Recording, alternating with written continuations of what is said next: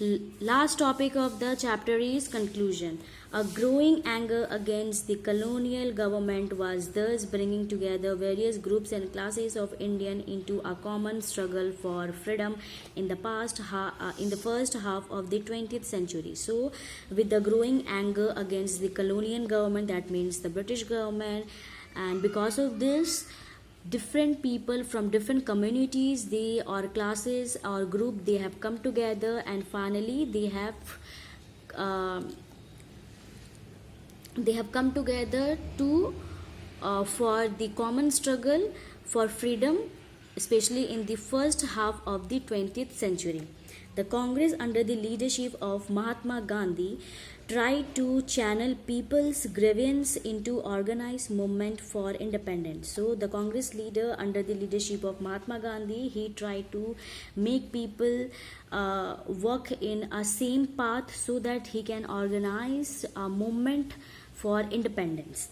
Through such a movement, the nationalists tried to forge a national unity. So with this movement, the national leaders, especially the Mahatma Gandhi and his followers, their main agenda was to forge a national unity among the people. But as we have seen, diverse group and classes participated in this movement with varied aspiration and expectation. So as we have already discussed, different groups and classes, they have participated in this movement. Why? Because their aspiration and expectation were different, because they want freedom from the British colonial, and some had participated because they wanted to reduce the revenue taxes and so on. As their grievances were wide ranging, freedom from colonial rule also meant different things to different people. The Congress continuously attempted to resolve differences and ensure the demands of one group did not alienate another. So the Congress leader, they had tried their level best so that they can give equal importance to all the different social groups and different communities, because they don't want any social group or any communities, they feel alienated from each other. This is precisely why the unity within the movement often break down. So this is the main reason why there was a conflict between the different communities in different movement, and due to which many movements were called off.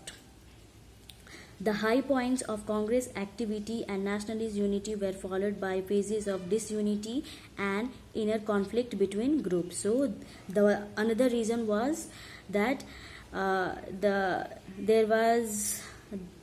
there was no unity among the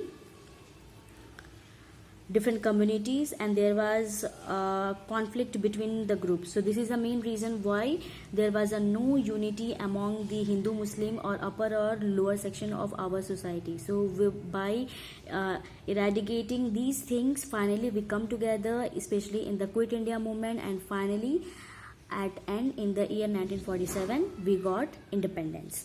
In other words, what was emerging was a nation with many voices wanting freedom from colonial rule. So finally our main agenda was that we want our Swaraj or independence from the colonial rule, and finally we got independence when in the year 1947, 15th August, by the help of all the communities, not only the Hindu communities, no, by the help of all the Indians, whether they are from any communities or any religion or any caste or any lower section or upper section, all the Indians were responsible for the independence.